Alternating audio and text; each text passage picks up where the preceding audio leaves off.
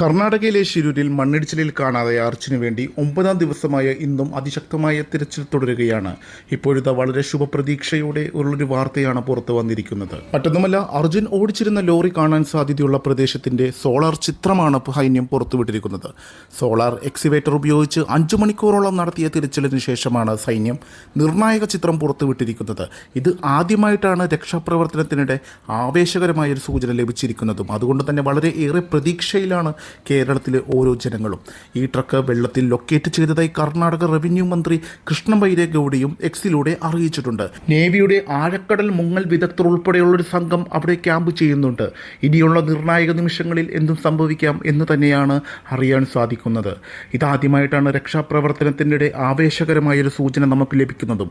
ഒരു ട്രക്ക് വെള്ളത്തിൽ ലൊക്കേറ്റ് ചെയ്തതായി കർണാടക റവന്യൂ മന്ത്രി കൃഷ്ണ ബൈരേഗൌഡയും അറിയിച്ചത് വളരെ ഏറെ പ്രതീക്ഷയാണ് നൽകിയിരിക്കുന്നത്. ഇന്നത്തെ തിരച്ചിലിനിടയിൽ അനുകൂല സൂചനകൾ ലഭിച്ചിരുന്നു എന്ന് കാർവാർ MLA നേരത്തെ തന്നെ മാധ്യമങ്ങളോട് അറിയിച്ചിരുന്നു. ഉത്തര കന്നഡ കളക്ടറും SP ഉൾപ്പെടെ സംഘവും കരനാവിക സേനയും ഉദ്യോഗസ്ഥരും എല്ലാം ഇപ്പോൾ സ്ഥലത്തുണ്ട്. കരസേനയും നാവികസേനയും ചേർന്ന് പുഴയുടെ തീരം കേന്ദ്രീകരിച്ചാണ് തിരച്ചിൽ നടത്താൻ ഉദ്ദേശിച്ചിരിക്കുന്നത്. ആയതിനാൽ തന്നെ വലിയ ചർച്ചയാണ് ഇപ്പോൾ നടന്നുകൊണ്ടിരിക്കുന്നതും. കൂടാതെ അർജുൻ തടികയറ്റി വന്ന ലോറിയും ഹൈടെൻഷൻ ഇലക്ട്രിക് ലൈനും മണ്ണിടിച്ചിലിൽ തകർന്ന് പുഴയിലേക്ക് പോയതായി ഒരു ദൃക്സാക്ഷി വിവരണം ഉണ്ടായിരുന്നു. ഒരു ചാനലിലാണ് അദ്ദേഹം ഈ ഞെട്ടിക്കുന്ന വിവരം ഇന്ന് വന്ന് പറഞ്ഞത്. കുന്നിൽ നിന്ന് ഇടിഞ്ഞു വീണ ടൺ കണക്കിന് മണ്ണിനൊപ്പം ഒരു ലോറിയും പുഴയോരത്തേക്ക് നീങ്ങി വരുന്നത് ഞാൻ എൻ്റെ കണ്ണുകൊണ്ട് കണ്ടു.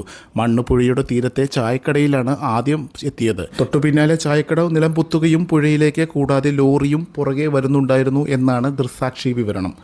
ആയതിനാൽ തന്നെ ഇത് ലോറി തന്നെയാണ് ഇപ്പോൾ കണ്ടെത്തിയിരിക്കുന്നത് എന്ന് ശുഭകരമായൊരു കാര്യമാണ്. ഇനി അർജുൻ്റെ ജീവന് വേണ്ടി നമുക്ക് എല്ലാവർക്കും പ്രാർത്ഥിക്കാം. വരും നിമിഷങ്ങളിൽ കൂടുതൽ വാർത്തകൾ അറിയാം.